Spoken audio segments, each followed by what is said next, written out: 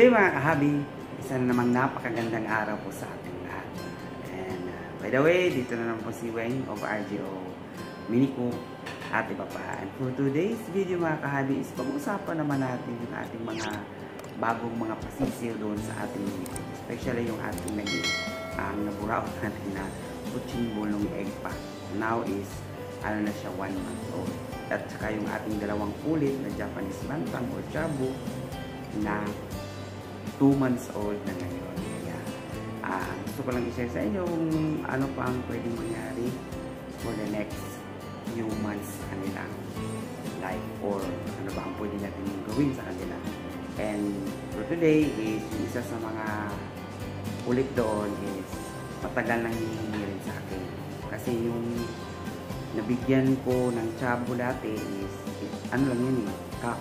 So, walang kapareha. So, paano niya magparami? Kaya, napangakuan ko na bigyan ko siya pag nagkaroon ako. And, luckily, is nagkaroon tayo ng dalawang kulit. And, ibibigay ko din po sa kanya yung nag-iisa. Yung isang kulit na Japanese bantam. Kaya, stay tuned, mga kahabi! Gaya na nakikita nyo ngayon mga kahabi, ito na yung ating naburaot na kutsing ball. And, ito rin naman yung kanyang parents nung nakuha natin nung itlog pa lamang. Naganap nung event namin sa Thanksgiving namin nung January. And ito yung ating naburaot and 1 month old na po at pinangalanan ko po siyang si Dongdong mga kahabi. Diba? Cute-cute lang niya kasi nga hindi ko lang alam kung anong kinalabasan ng kanyang kulay kasi nga hindi pa naman na totally developed yung kanyang mga balahibo. What I mean is hindi pa naman hindi pa naman naglulugon itong ating sisiw kasi nga bata pa naman and malalaman natin yan kung ano talaga yung kulay niya, pero 100% na parang buff ito kagaya ng kulay ng kanyang nanay mga kahabi. And of course, ito din naman yung ating dalawang mga pulit na Japanese bantam. Hindi ko lang alam kung pang ilang clutch na ito sa ating alpha male and female na breeder, yung ating pinakauna-unang breeder talaga mga kahabi. Hindi ko alam kung pang ilang clutch nito kasi nga nakalimutan ko na at hindi na rin ako updated sa mga sino yung nauna, pangalawa, yung ganun. Basta matanda na po yung ating breeder and hindi na ako umaasa na marami naman siyang itlog kung nangingitlog. Yun nga lang is yung nagiging fertile is 3, 5 and then minsan may 6. Pag gano'n naman may maraming itlog na natirang fertile, 5 gano'n. Usually ang napipisa lang dun is 3. At sa 3 yun is kagaya nga nila, actually 3 yan sila nung napisa. Sa 5 fertile, 3 ang napisa at ang nabuhay lang yan, sila lang talagang 2. And of course, kagaya ng ipinangako sa aking nabigyan noon ng chabo na kak is bibigyan ko rin siya ng isang pampartner niya soon. Kasi nga, bata pa to And pinapakita ko rin dito mga kahabi yung kanilang parents. Ayan. Si Tutsi. Ayan. And of course mga kahabi, sa mga ganitong edad ng mga sisiw is pwede na po silang tawag nito yung purgahin. May mga nabibili na mga yung powder na pang purga para matanggal lang yung mga parasitiko sa kanilang katawan para tuloy-tuloy lang yung kanilang paglaki at hindi payat.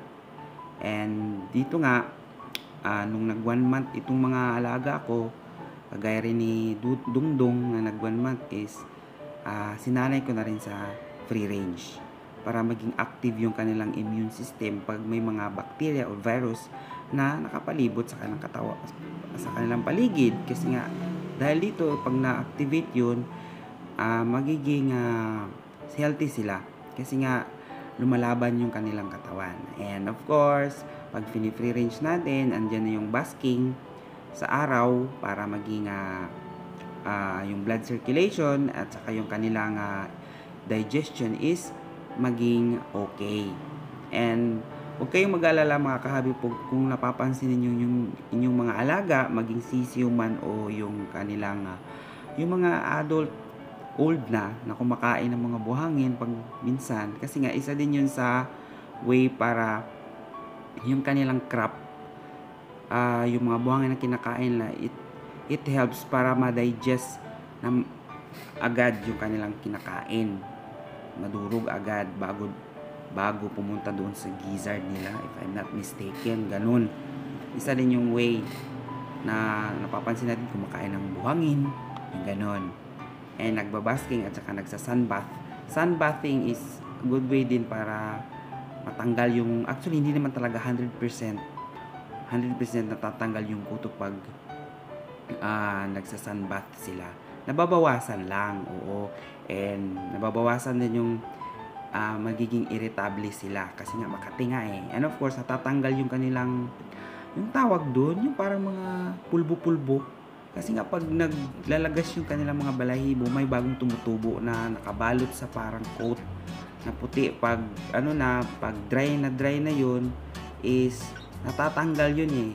And of course, hindi naman talaga lahat natatanggal yung parang mga dandruff kumbaga. Pero hindi yun siya dandruff, isa yung coating. Habang tumutubo yung kanilang balahibo, may coating yun eh.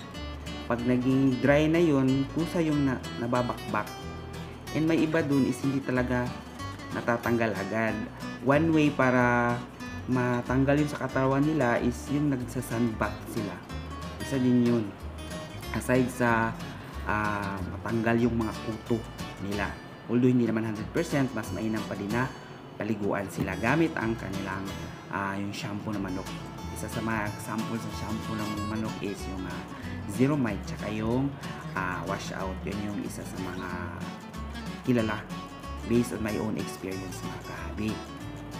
And ang mga sisiyo din mga kahabi pag ganyan is napakalikot, and habang bata pa mga kahabi is introduce na ninyo sila sa mga adult chicken pag free range. Isa rin yung way para hindi manibago yung mga kasama nilang mga manok na malalaki kasi territorial yan sila eh. Pag may nahalong bago sa kanila, aawayin at aawayin nila. Kung ang inyong goal is yung flock na tinatawag nyo, gusto niyo sama-sama sila lahat na naka-free range, ang ganon. Pero kung gusto niyo lang naman nakakulong, ganon, okay lang naman na hindi nyo sila isama.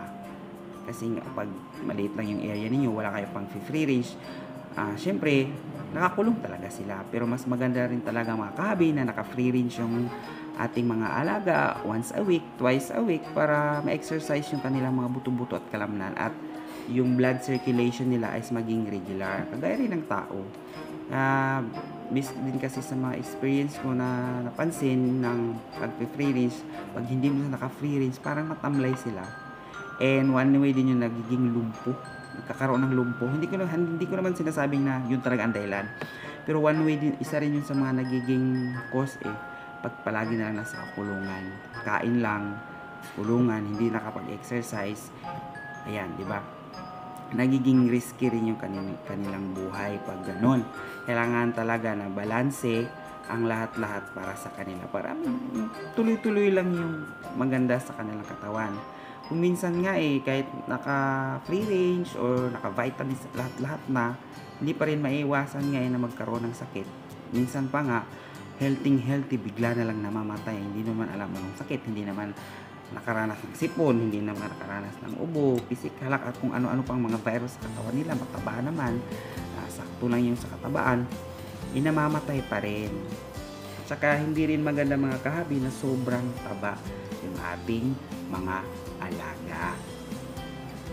At ayan mga kahabi, sana napulutan nyo ng kaunting kaalaman at kasiyahan ng ating munting video this morning, and maraming salamat po sa ating mga subscribers na patuloy na sumusuporta at nanonood ng ating mini vlog. Although nasa magpo 4 years na tayong nagba-vlog, hindi pa naman tayo umuusad para makamit yung ating mga requirements para tawag nito, yung mga ang tawag doon. But anyway, no matter what, hindi man naman ako nagmamadali.